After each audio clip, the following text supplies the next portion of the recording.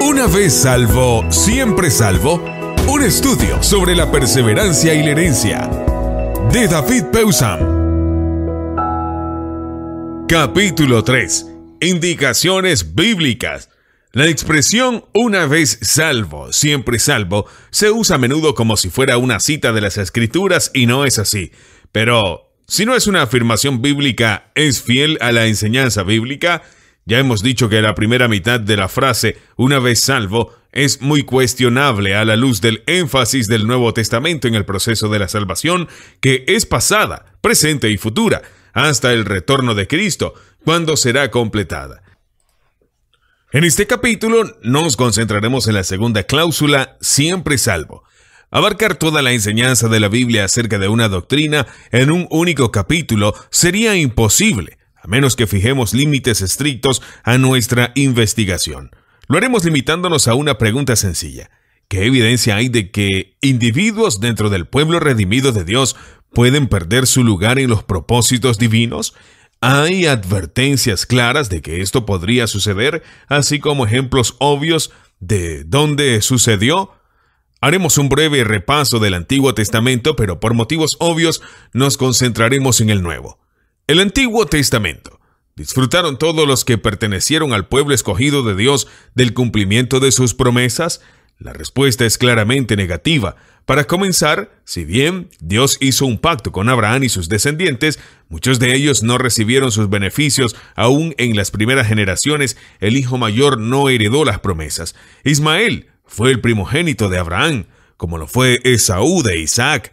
Es claro que en el último caso, que perdió su herencia futura en aras de la satisfacción inmediata. Siglos más tarde, cuando los hebreos fueron redimidos de la esclavitud en Egipto, hubo algunas reducciones trágicas de sus cantidades. Cuando recibieron los 10 mandamientos en el monte Sinaí, en el día 50, Pentecostés, después de dejar Egipto, ya los estaban quebrantando, inmersos en la idolatría y la inmoralidad. Como resultado, muchos perecieron pronto. Sorprendentemente, 3,000. Éxodo 32:28. Pasarían cosas peores después. Su falta de fe en el Dios que había derrotado a los egipcios cuando enfrentaron a los ocupantes de la tierra prometida provocó la ruina catastrófica de toda una generación. De los 600,000 hombres, sin contar las mujeres y los niños que habían salido de Egipto, solo 2, Josué y Caleb, sobrevivieron y entraron en la tierra que fue prometida a todos ellos. Aún Moisés mismo pereció debido a su airada impaciencia con el pueblo. Miles no entraron en el reposo de Dios, como se describe a Canaán. Habían sido redimidos por la sangre del Cordero. En realidad, un carnero.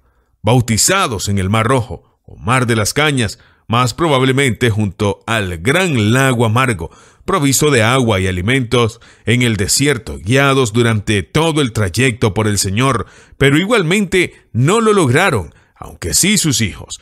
Aún después de establecerse en la tierra que Dios les había dado, muchos perecieron por la desobediencia cuando el Señor usó los pueblos vecinos, en especial los filisteos, para disciplinarlos. Hay casos de personas que conocieron la presencia y el poder de la unción del Espíritu Santo que luego perdieron a ambos. Desde Sansón hasta Saúl, incluso toda una tribu de las 12, Dan, fue borrada completamente para ser reemplazada por la división de otra. Hubo una causa para todos estos desastres: el pecado, sea individual o colectivo. La desobediencia deliberada de los mandatos divinos conocidos llevó a la pérdida de muchas personas del pueblo de Dios. Dicho sea de paso, debemos recordar que el complejo sistema de sacrificios estaba ideado para pecados involuntarios y no preveía los pecados inconsiderados, es decir, intencionales, deliberados, persistentes, para los cuales la penalidad era a menudo la muerte. Le llevó a Israel 1000 años, desde Abraham a David, a acceder a todo lo que Dios les había prometido. A partir de un individuo se habían convertido en una familia, una tribu, una nación y un imperio. Le llevó solo la mitad de ese tiempo, unos 500 años, perderlo todo. La putrefacción se instaló en un solo día, cuando el rey, que debía haber estado guiando a su ejército en la batalla, codició a una vecina desnuda y rompió 5 de los 10 mandamientos para tenerla. Su propia familia fue la primera en sufrir las consecuencias, pero después de la extravagancia de su hijo y la necedad de su nieto, toda la nación quedó involucrada en la guerra civil y debilitada por una división profunda que nunca fue sanada. A lo largo de los años de declinación, un profeta tras otro les advirtió que no presumieran de ser el pueblo elegido y escogido de Dios, ni confiaran en la circuncisión, el templo, los sacrificios, la ciudad de Jerusalén misma y su redención histórica para estar a salvo de sus enemigos.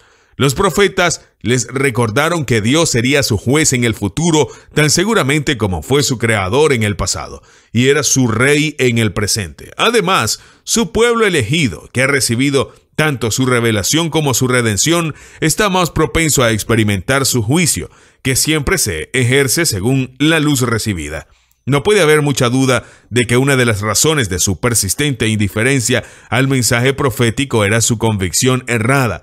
Una vez el pueblo de Dios, siempre el pueblo de Dios. Simplemente no se dieron cuenta de cuán necesario era ser un pueblo santo y recto si querían seguir disfrutando de la gracia y el favor divino. Inevitablemente, el fin llegó. Las 10 tribus del norte se perdieron en Asiria y más tarde las 2 tribus del sur fueron deportadas a Babilonia. El exilio duró 70 años. La tierra no había recibido su descanso cada 7º año por 5 siglos. Segunda de Crónicas 36:21. 2 generaciones completas perecieron antes que Ciro, el rey persa, les diera la oportunidad de volver. Aún entonces solo una pequeña porción, unos 50,000, estuvieron dispuestos a enfrentar las penurias y los peligros para reconstruir el templo de Dios, la ciudad de Jerusalén y la tierra de Israel. En cierto grado, esto se logró, pero nunca recobraron su autonomía política bajo su propia monarquía. Siria, Egipto, Grecia y Roma fueron sus amos sucesivos a lo largo de 4 siglos, durante los cuales Dios no les envió un solo mensaje ni realizó un solo milagro. Esta es la trágica historia del pueblo de Dios en el Antiguo Testamento.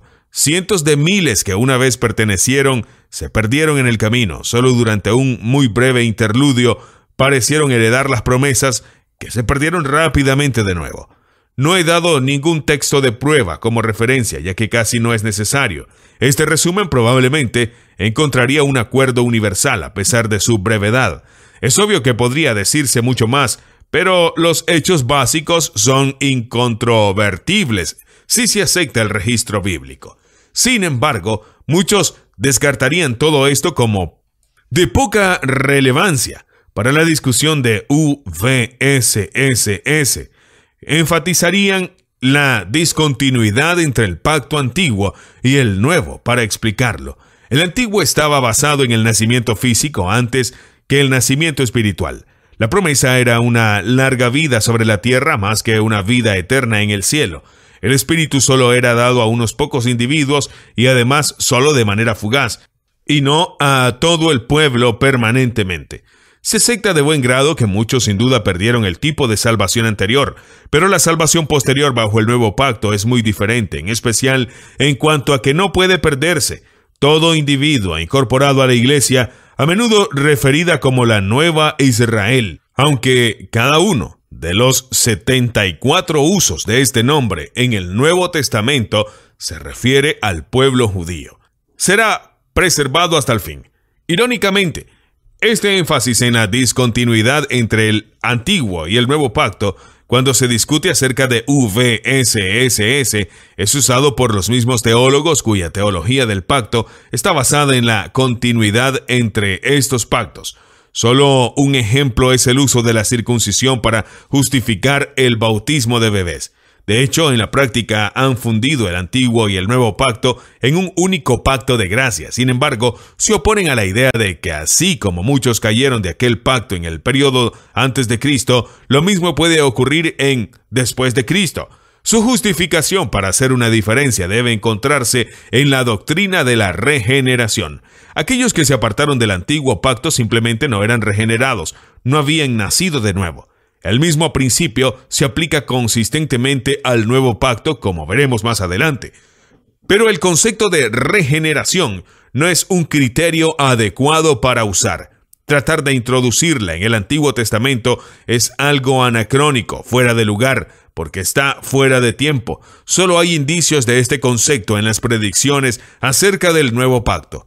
No hay un solo versículo que diga que alguien se apartó porque no era regenerado. Se desviaron porque fueron infieles al pacto, lo que quedó demostrado cuando dejaron de confiar y obedecer al Dios que los había redimido. Por lo tanto, es irrelevante decir que cayeron porque no fueron siquiera una vez salvos, en el sentido del nuevo pacto.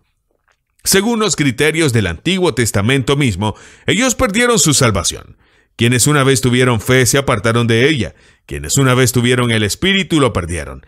En ese tiempo no sabían que era una persona. Los que habían comenzado no terminaron. Los que fueron parte del éxodo de Egipto no formaron parte de la entrada en Canaán. Muchos que luego fueron al exilio nunca volvieron.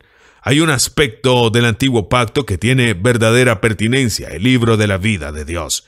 Esta es su propia lista de los nombres individuales de aquellos que Él ha redimido y que un día compartirán su gloria. Muchos versículos del Antiguo Testamento sugieren claramente que los nombres que alguna vez han sido incluidos en la lista pueden ser borrados, literalmente raspados, el método de borrar la escritura en esos días.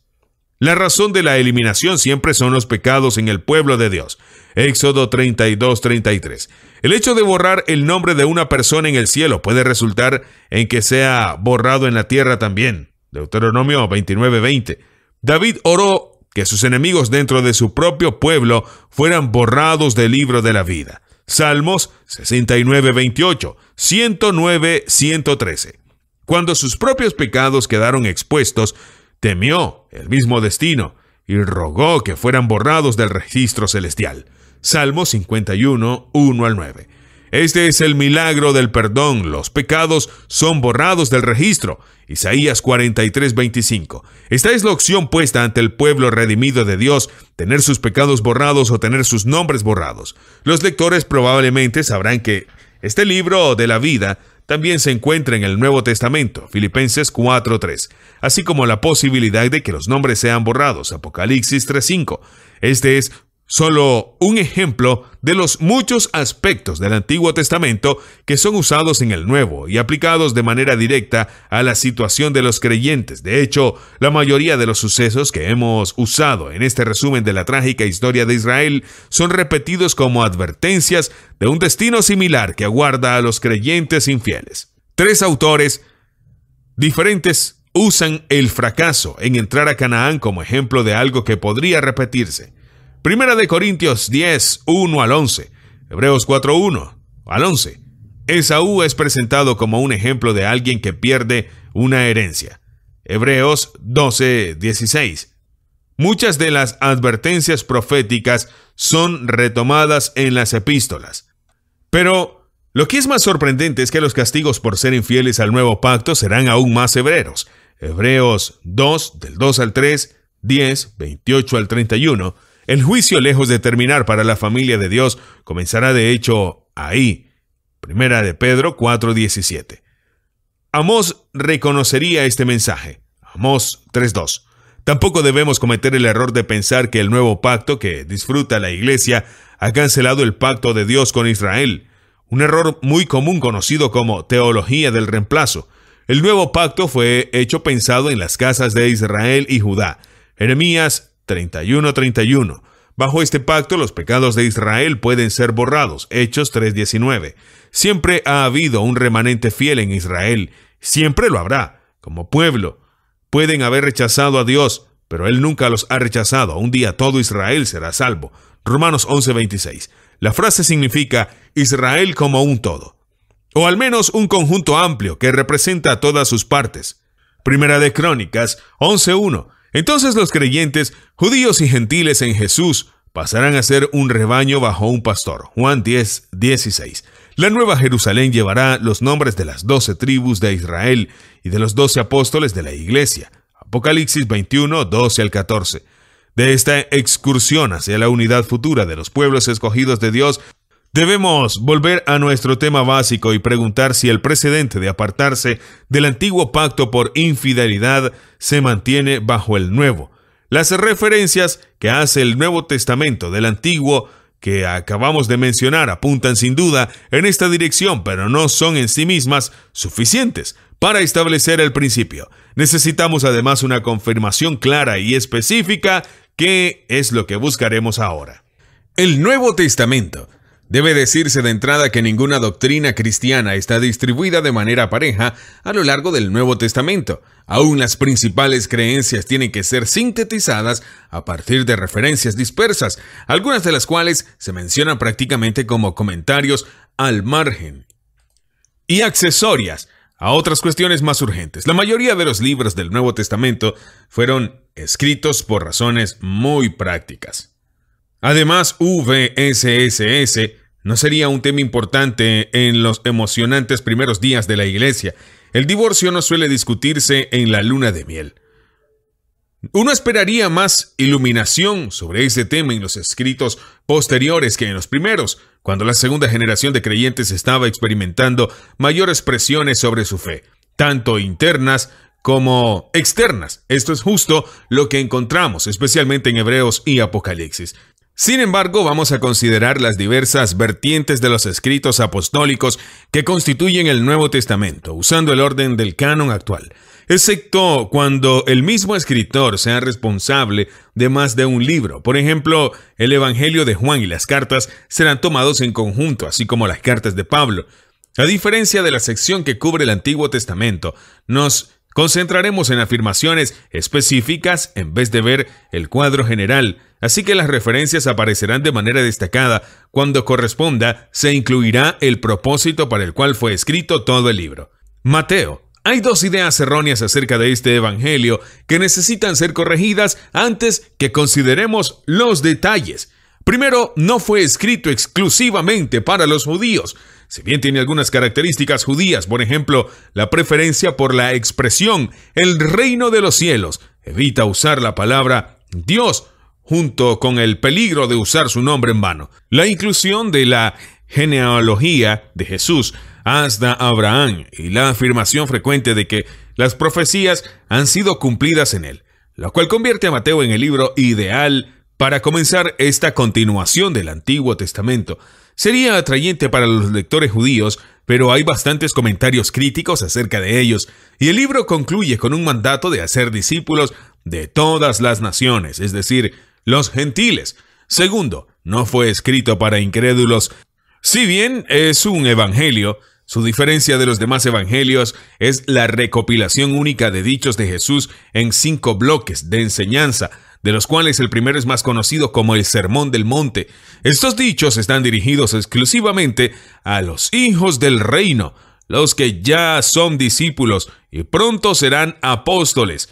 El público tal vez los alcanzó a oír, ya que eran predicados al aire libre, pero su contenido está dirigido por completo a sus seguidores comprometidos de Jesús, quienes habían creído en él y habían por lo tanto nacido de Dios. Así que Mateo puede ser considerado como un manual de discipulado para nuevos conversos que les presenta los aspectos vitales del reino al cual pertenecen ahora. Su estilo de vida, capítulos 5 y 7. Su misión, capítulo 10. Su expansión, el 13. Su comunidad, 18. Y su futuro, 24 y 25.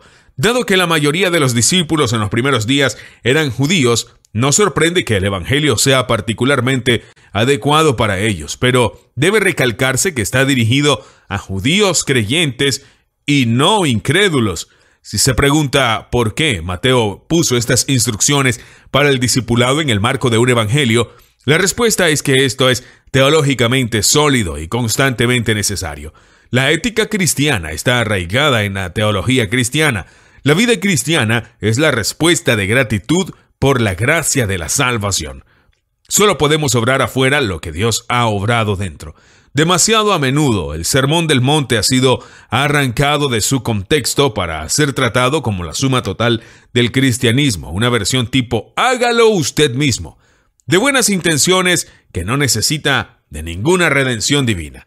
Esta es una de las distorsiones más comunes de nuestra fe.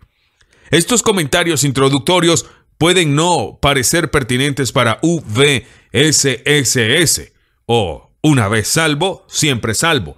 Pero se vuelven significativos cuando descubrimos tres cosas. Primero, que casi todo lo que sabemos del infierno viene de los labios de Jesús. Segundo, que casi toda su enseñanza acerca del infierno se encuentra en el Evangelio de Mateo. Tercero, que todas sus advertencias acerca del infierno, excepto dos, fueron hechas a sus propios discípulos o apóstoles. Cuando señalé por primera vez estos detalles inesperados en el camino al infierno, recibí cartas de lectores espantados que habían estado seguros de que estaba equivocado, hasta que lo verificaron. La mayoría de los predicadores arrancan estos textos fuera de contexto para arrojarlos a los pecadores. Es significativo que las dos excepciones a la regla en la enseñanza de Jesús fueron dirigidas a fariseos y no a pecadores. El Sermón del Monte, dirigido a aquellos que son insultados, perseguidos y calumniados por su relación con Cristo, contiene la mayor cantidad de referencias al terrible peligro del infierno. Cuando los apóstoles son enviados en su misión, se les dice que no temieran a los que matan el cuerpo, pero no pueden matar el alma. Más bien, debían temer al que puede destruir el alma y el cuerpo en el infierno. Mateo 10:28. El que puede destruir tiene que ser Dios y no el diablo, ya que él mismo es arrojado al infierno antes del día del juicio. Apocalipsis 20:10. Note que Jesús no les dijo que pusieran el temor del infierno en otros, sino que lo mantuvieran en ellos mismos. Esta aplicación de la posibilidad del infierno a los apóstoles sería suficiente por sí sola para decirnos cuál sería la posición de Mateo respecto a UVSSS. Pero hay mucho más. Él recuerda la mención de Jesús de un pecado que no tendrá perdón ni en este mundo, ni en el venidero. 12:32. Lo define como hablar contra el Espíritu Santo, concretamente atribuir su actividad en beneficio de la humanidad necesitada al diablo mismo. Si bien en el contexto son los fariseos quienes son culpables de esta blasfemia, no hay ninguna razón por la que los discípulos no podrían cometer el mismo pecado, que es la probable razón por la que Mateo lo ha incluido. La parábola de los dos deudores o del siervo impiadoso, 18:21-35. Ya ha sido mencionada en el capítulo 2. Su mensaje es que aún el perdón no puede darse por sentado. Puede ser quitado o cancelado si la misericordia recibida no es transferida. Otra parábola, la del invitado a la boda que se presentó con la ropa inadecuada, 22:1-14, remarca el concepto severo de que no alcanza con aceptar una invitación a la fiesta del rey. Los invitados deben cambiarse y ponerse la vestimenta adecuada. El hecho de que este hombre tuvo suficiente oportunidad para hacerlo quedó demostrado por su silencio cuando fue confrontado con su negligencia. Su destino fue ser atado de pies y manos para que no pudiera escapar, arrojado a las tinieblas y abandonado para que expresara su pesar mediante el llanto y el rechinar de dientes. Ciertamente una terminología infernal. Si bien estaba dirigido a los fariseos y escribas, Mateo la incluye claramente como un mensaje para los discípulos. La aceptación de la invitación del Evangelio debe ser seguida por un estilo de vida cambiado para ser admitido finalmente a la fiesta de bodas. Expresado teológicamente, es necesario agregar la santificación a la justificación.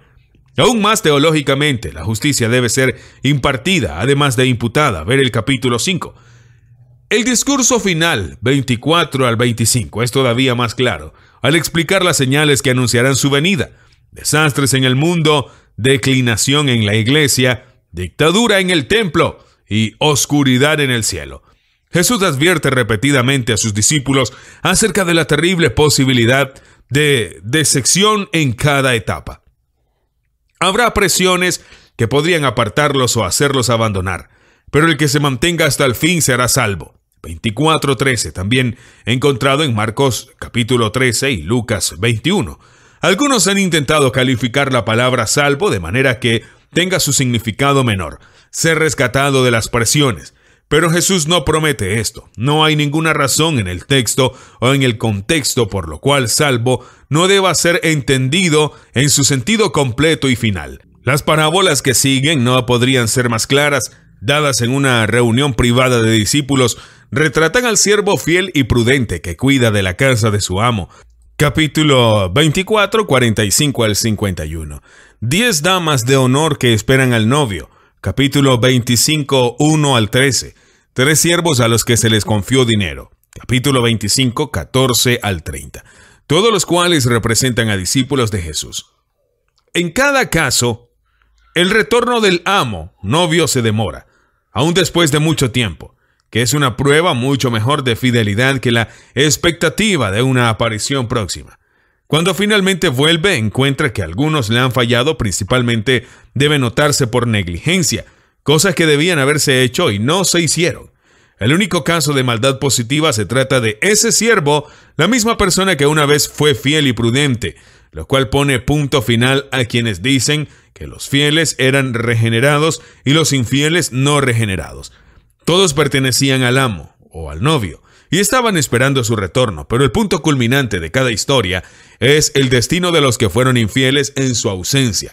El siervo que abusó de los que estaban a su cargo será castigado severamente.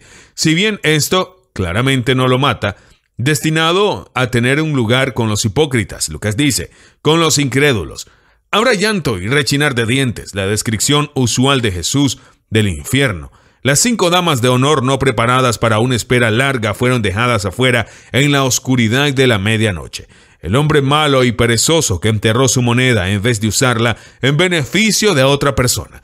En especial su amo, a quien consideraba con rencor como duro, porque esperaba conseguir un lucro de él. Es arrojado también a la oscuridad, afuera, donde podrá meditar sobre sus oportunidades malgastadas con llanto y rechinar de dientes. De nuevo, el infierno. Así que los discípulos pueden ser hallados infieles cuando Jesús vuelva y pueden terminar en el infierno. Nos mueve a la reflexión recordar que Judas Iscariote estuvo entre el reducido público que oyó estas historias. Su advertencia implícita fue malgastada con él. Y Judas terminó en el valle de Hinnom, en Gehenna, que Jesús usaba como una imagen del infierno. Ver apéndice 2. Para más observaciones acerca de esta trágica figura. Volviendo al Sermón del Monte, por un momento recordamos que Jesús concluyó su discurso hablando de 2 árboles, 2 caminos y 2 casas. Al presentar estas alternativas a sus discípulos, tenía clara conciencia de que ambas eran posibilidades reales para ellos y que las elecciones incorrectas podrían llevar a la destrucción. Los mismos cursos alternativos reaparecen en algunas de las epístolas donde están bajo las categorías de la carne y el espíritu. Los creyentes pueden vivir, andar o sembrar en uno o en otro. No puede haber mucho debate acerca de lo que pensaría Mateo acerca de VSSS. Él diría que era contrario a todo lo que recordaba y había registrado acerca de la enseñanza de su maestro. 2. Marcos. Este es uno de los evangelios para incrédulos. Aparte de un discurso largo, el capítulo 13 se concentra más en lo que Jesús hizo que en lo que dijo. Es casi con certeza un registro de la predicación de Pedro y los hechos básicos del ministerio público, muerte y resurrección de Jesús son presentados en un estilo vivaz, similar al periodístico. Al apuntar a promover la fe inicial, no es sorprendente encontrar muy poco material relacionado con VSSS. Sin embargo, hay 2 pasajes pertinentes. El capítulo 4 contiene la muy conocida parábola del sembrador. Es más una alegoría que dice varias cosas que una analogía que dice una sola. Y describe las diversas reacciones cuando el mensaje del reino, aquí asemejado a una semilla, es predicado a un público típico, con una variedad predecible de respuestas. Esta semilla tiene vida en ella y germina y crece en aquellos que la reciben gozosamente. Pero en 2 de los 4 casos esta vida no sobrevive mucho tiempo. En uno se marchita por la superficialidad, que no puede soportar la oposición. En el otro es ahogada por la preocupación por la riqueza y otras inquietudes mundanales. En ambos casos la vida del reino había comenzado y luego finalizó. Es significativo que Jesús describe esto como apartarse. El énfasis principal de la parábola es que, a pesar de estas pérdidas, la siembra sigue siendo una empresa rentable, dado que la tierra buena produce un retorno fuera de toda proporción con la cantidad perdida. El capítulo 13, el único sermón largo registrado en Marcos, ha sido llamado un pequeño apocalipsis. Al igual que el libro homónimo describe sucesos futuros y las presiones que vendrán sobre los discípulos de Jesús. La persecución será doméstica, oficial y universal. El contenido indica dos crisis específicas: la destrucción de Jerusalén en 70 después de Cristo y la gran dificultad, la gran tribulación al final de la era. La similitud entre ambos, donde una prefigura a la otra, hace que aparezcan combinadas en el discurso, que no siempre es fácil de desenmarañar. Sin embargo, no hay ninguna ambigüedad en la afirmación: en el que se mantenga firme hasta el fin será salvo. Tanto Mateo como Lucas parecen haber basado sus relatos en Marcos, así que los comentarios ya hechos en Mateo se aplican también aquí. No hay ninguna razón inherente por la que salvo deba ser tomado de ninguna manera distinta que como una referencia a la redención final del pecado. Si significara rescate del sufrimiento, no habría necesidad alguna de mantenerse firme hasta el fin.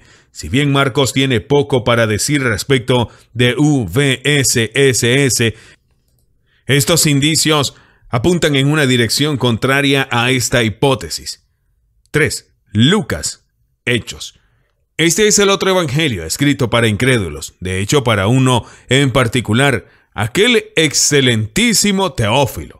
Este título, junto con el contenido, sugiere fuertemente que ambos tomos proveyeron un comprendido legal para el juicio de Pablo ante las autoridades romanas, el énfasis en las falsas acusaciones de los judíos y la solidaridad de todos los soldados y gobernadores romanos, junto con la triple declaración de inocencia en los juicios tanto de Jesús como de Pablo, además de muchos otros rasgos, apuntan en esta dirección.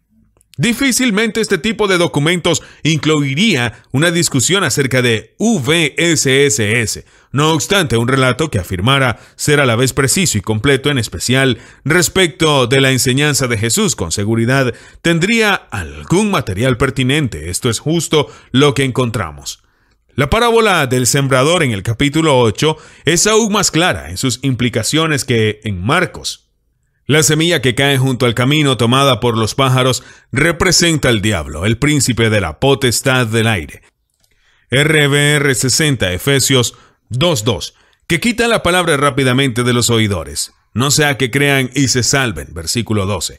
La semilla sobre la piedra representa a los que creen por algún tiempo, versículo 13, y por lo tanto presumiblemente son salvos por algún tiempo.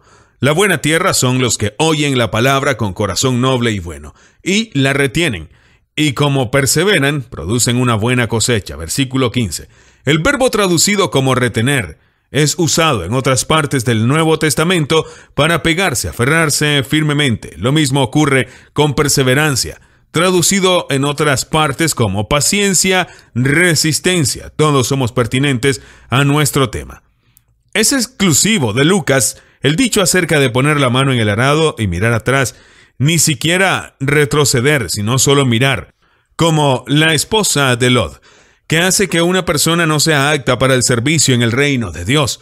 Capítulo 9, 62. Cuando menos, es una advertencia en contra de no terminar lo que se ha comenzado. Luego está el peligro de que una casa vacía, después que un demonio ha sido echado, se convierta nuevamente en la habitación del espíritu malo original y otros 7 de sus colegas, más malvados. Por supuesto, la situación es una de exorcismo sin salvación. Pero Lucas concluye con una observación de Jesús. Dichosos más bien los que oyen la palabra de Dios y la obedecen. Capítulo 11, 24 al 28. Un discurso acerca de que los siervos deben estar listos para el retorno de su amo. Capítulo 12, 35 al 48. Amplía la versión de Mateo. Pedro pregunta si esta enseñanza es solo para los discípulos o para el público en general. Versículo 41. Sin recibir una respuesta directa, lo que dice Jesús es que el mayordomo fiel y prudente, quien seguramente representa a alguien muy especial para el amo, es la misma persona que abusa de sus colegas cuando su retorno se demora más de lo esperado. Su castigo estará en proporción directa con su conocimiento de la voluntad del amo. Muchos o pocos azotes, pero en ambos casos le impondrá la condena que reciben los incrédulos. Versículo 46, que sin duda significa que era un creyente que ahora había perdido su lugar en la casa. Mateo describe a los discípulos como la sal de la tierra. Mateo 5:13, que los predicadores suelen interpretar como algo que da sabor o que preserva. Lucas nos da el pensamiento de Jesús. La sal se usaba en el campo, ya sea como fertilizante para promover el crecimiento de buenas cosas, o en el muladar, el pozo negro, como desinfectante para evitar la propagación de cosas malas. Capítulo 14, 34-35. Pero la sal puede perder su salinidad, convirtiéndola en algo bastante inútil para ambos propósitos, y entonces es arrojada afuera como basura. El verbo que Jesús siempre usaba para personas consignadas al infierno. ¿Cómo puede ocurrir esto, dado que el cloruro de sodio no puede cambiar sus propiedades? Cuando es adulterada y por lo tanto diluida con sustancias extrañas, lo que ocurre es que pierde su causticidad. De manera parecida, los discípulos pueden volverse tan mundanos que pierden su cualidad distintiva. Mateo es más claro que Lucas en cuanto a que no hay ninguna esperanza de que esta sal recobre su salinidad. Yendo al segundo volumen de Lucas, el libro de Hechos tiene poca o ninguna contribución a nuestro estudio. Es mayormente narrativo y la mayoría de los discursos registrados están dirigidos a los incrédulos, así que difícilmente tocarían el tema de UVSSS. Sin embargo, hay dos formas en que brinda un trasfondo necesario para nuestro estudio posterior de las epístolas, muchas de las cuales fueron escritas a iglesias fundadas durante los viajes misioneros registrados aquí. Una forma es la exhortación repetida a los conversos, instándolos a permanecer, perseverar en la fe, fieles. Por ejemplo, capítulo 11, 21 al 23, 13, 43, 14, 21 al 22. Hechos registra que estos pedidos eran hechos frecuentemente, pero no dan ninguna razón para esto. Solo en las epístolas se describen los peligros de no ser fieles. La otra forma es la polémica dominante sobre la circuncisión. Era necesaria para los gentiles que querían seguir al Mesías judío, o como lo llamaban en griego, el Cristo. La discusión era feroz y se definió solo por un concilio de los apóstoles ancianos y miembros de la iglesia de Jerusalén, en el capítulo 15. ¿Cuándo estaba en juego y cuánto era el mero asunto cultural? Hechos no nos dice esto, pero sabemos que para Pablo este corte en la piel significaba cortar a una persona de Cristo y de su gracia. La pérdida de su salvación. Ver abajo en Gálatas. Así que, si bien Lucas y Hechos no hacen ninguna referencia directa a UVSSS, estas perspectivas incidentales son indicadores claros de un punto de vista compartido.